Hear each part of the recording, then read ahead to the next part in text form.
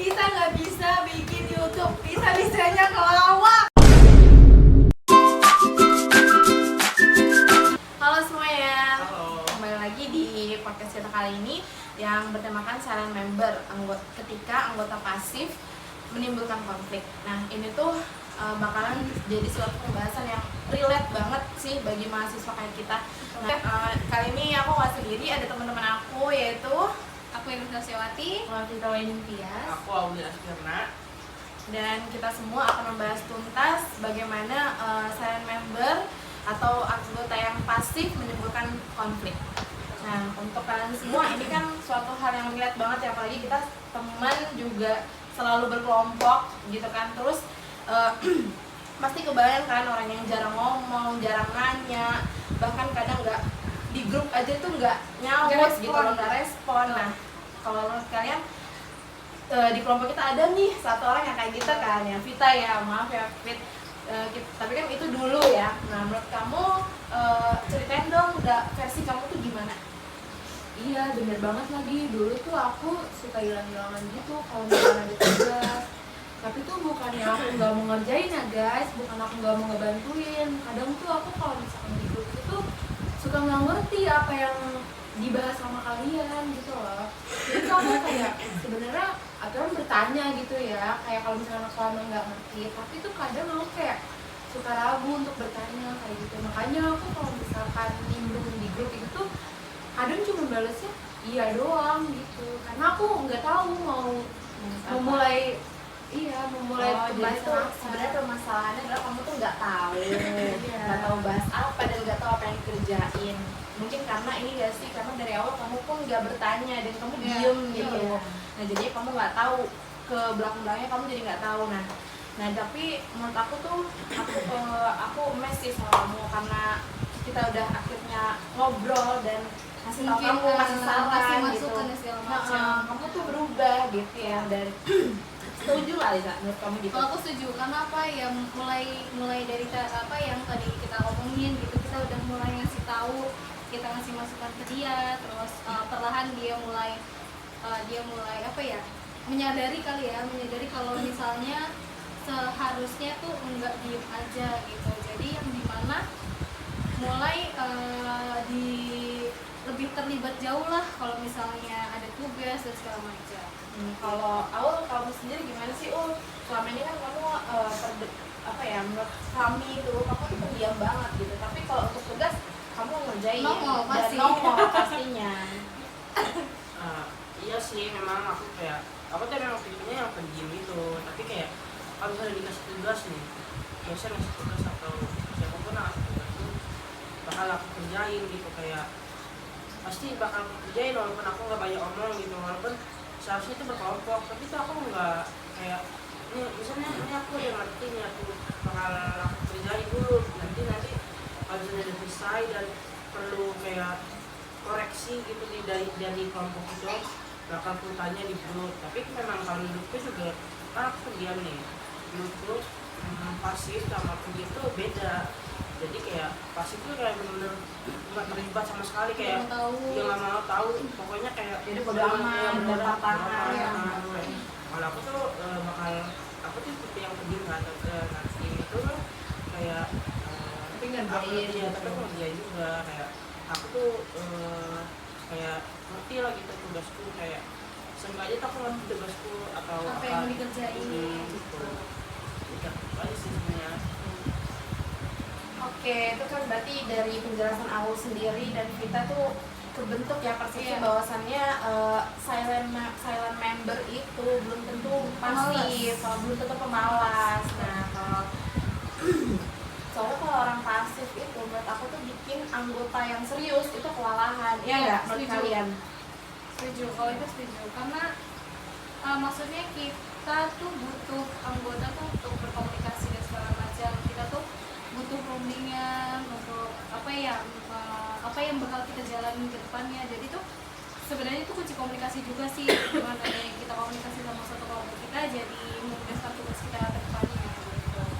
Nah, berarti dalam kelompok kita tuh kan udah ada tuh matkul yang ngebahas itu, nggak sih, ingat ya? Nah, komunikasi kelompok Nah, waktu kita belajar komunikasi kelompok itu, kalian pada ingat nggak ada teori apa yang cocok banget nih bakal buat bedah permasalahan kita tadi? Ada ingat nggak? Teori dari Thomas Hillman. Ya bener banget. Ingat nggak apa aja yang dibahas dalam Di teori 5 itu? unsur itu tuh ada apa aja? Ingat gak? Aduh aku nggak ingat lagi. Ya, Apa kita tuh? kalau aku tahunya sih kayak menghindar kayak gitu ya. Ya, Itu itu termasuk termasuk sih, sih, kayak gitu ya. termasuk 5 gaya Tentunya. sih. Nah terus di dalam teori itu kan ada 5 gaya ya, yaitu bersaing, menghindar, terus kompromi, akomodasi, sama berkolaborasi. Nah dari kalian biasanya kalian di dalam menghadapi konflik tuh apa sih yang kalian pakai dari gaya itu? Oke, kalau aku dulu deh. Kalau aku paling berkolaborasi. Karena apa? Karena dengan dari kita kolaborasi, kita bisa ngomong nih ke orang ini walaupun kita nggak secara kelompok ya, misalnya berdua atau gimana gitu. Nah, mungkin orang yang pasif ini dia tuh lebih cenderung kebuka atau enggak bisa berkolaborasi tuh dengan anggota satu kelompok ini, satu orang ini. Jadi menurutku kolaborasi itu wajib sih, apalagi kalau misalnya seandainya kita berkelompok dengan banyak orang, itu sih wajib banget kita untuk berkolaborasi, kita untuk berkompromi, kita berkomunikasi. Jadi dari situ tuh kolaborasi ini bisa dimasukkan ke dalam 5 aspek komunikasi kelompok ini gitu. Kalau kita Kalau menurut aku tuh, kalau menurut kepribadian aku tuh, kalau aku tuh menghindar. Karena tuh aku gimana ya, takut bikin ribut gitu, memperkeruh suasana. Tapi dengan akunya diam, malah tuh suasananya makin gak baik-baik aja, kayak gitu, malah ruyam kayak gitu. Jadi tuh kayak malah bikin masalah tuh semakin besar kayak gitu sih kalau menurut aku. Kalau menurut kamu aku? Aku pribadi ya, kalau kayak gini tuh aku tipe yang menghindar sih ya, karena kayak males aja gitu, kayak apa sih, pokoknya aku tipe yang menghindar tapi kayak tetap bisa berusaha berkolaborasi di antara kita di Dan antara digabungin. kelompok. Ya, tapi aku tuh tipenya yang kayak yang menghindar sih. Awalnya tuh menghindar, tapi nanti pasti aku sendiri tuh kayak Bakal dekat iya, dengan sendirinya. dengan sendirinya kayak Mau nggak mau kita harus Iya, nimbrung gitu, gitu. karena ya gimana pun ini tugas kelompok kan. iya, Kita kita ngerjainnya nggak boleh menghindar, benar-benar menghindar. Kita menghindar untuk sementara waktu, nanti kembali lagi kembali lagi kalau misalnya udah enak gitu. Kan kita pasti semua berkelompok ya, pernah ya, kelompok mana ditukar-tukar, namanya kita kuliah kan. Nah kalian pernah nggak sih nemu pengalaman satu kelompok sama orang yang pasif? Kalau kalian gimana? Kalau aku pernah, Nah, ya itu mungkin hal yang paling disebelin ya dari kita gitu, dimana kita seharusnya kita ngobrol, kita berunding, malah ada satu orang atau mungkin beberapa orang tuh Bodo amat. pasif gitu. Jadi hilang-hilangan gitu iya, ya. jadi kayak nih orang tuh kenapa sih gitu. Kalau sendiri gimana? Kalau aku besar-besarnya ya, Belum sih, Pernah. tapi pernah nggak sih ngalamin pengalaman itu? jujur aku tipe yang pendiam plus pasif ya, jadi kayak Apa jangan-jangan ini orangnya? aku tuh pernah sekelompok sama orang yang benar-benar pasif gitu. Itu tuh benar-benar kayak aku itu capek dan ngeselin aja gitu Kerja sama sendiri ya? jadi kayak kerja sendiri, kayak Harus mendukung, semuanya sendiri, tapi itu dia tinggal kayak Enaknya aja. Tinggal jadi dan segala macam. iya, sedangkan dia kayak dari hari H aku nih yang ngerjain nih, dari hari H kita tuh harus presentasi, dia juga nggak masuk di hari itu. Nah aku yang ngerjain, dia sama sekali nggak bantuin tugas, Karena kamu yang presentasi juga, aku gitu ya. tugasnya sendiri itu, jadi Itu kayak pasti kesel banget ya. Jengkel ya. Kalau kamu Pit, gimana Pit?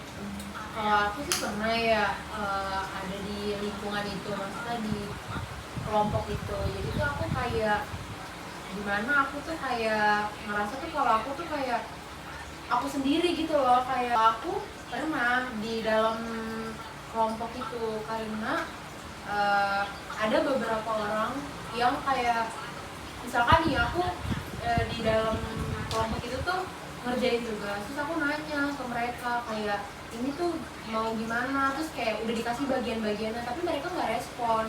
Sampai akhirnya pas udah waktunya mepet, udah mau dikumpulin, akhirnya aku memilih untuk ya udah keluar aja, aku gabung sama yang lain kayak gitu karena capek dan terus kesel sendiri. iya kayak mau dapet nilai gak sih lo kayak gitu, tapi kayak Nggak ada. malah semena-mena gitu kayak Oke. Kalau gitu semua pasti pernah ngalamin ya kalau sekelompok sama orang yang pasif. Nah terus jadi kita berempat pernah nih sekelompok sama orang yang pasif. Nah kalau gitu kalian ada nggak sih pesan buat orang-orang yang pasif itu? Oke, kalau aku ada, kalau dari aku ada, Nah. karena apa? Kita nggak boleh ngeliat orang tuh dari luarnya aja. Kita tuh perlu ngobrol dulu, kita perlu tanya dulu alasannya kenapa sih gitu, kok bisa pasif. Jadi mungkin dari situ tuh kita bisa tahu persepsinya dia gitu, kenapa dia diam, kenapa dia jarang nongol di grup, mungkin dari situ sih. kalau menurut aku, kalau dari sisi aku dari sisi yang pasif gitu ya, jangan malu untuk apa sih kayak Nanya. iya nanya Kalau nggak tahu nanya. iya kayak gitu, minta bantuan itu tuh lebih baik kayak gitu dibanding diem kayak gitu ya gitu Oke. sih. Kalau menurut kamu gimana?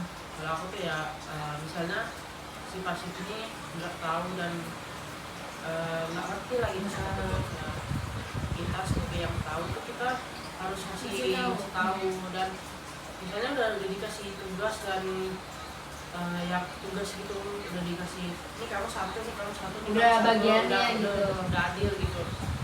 Itu yang si pasif ini tuh harusnya ngerjain gitu, soalnya kan kita udah berbagi gitu, udah tahu lah istilahnya gitu, Bagian mana bagiannya aja. mana yang kalau misalnya nggak ngerti pun tanya aja nggak apa-apa, nggak usah malu gitu. Daripada nggak ngerjain sama sekali kan ya mendingan bertanya gitu dibandingkan nggak nanya iya. Benar banget ya semua teman-teman.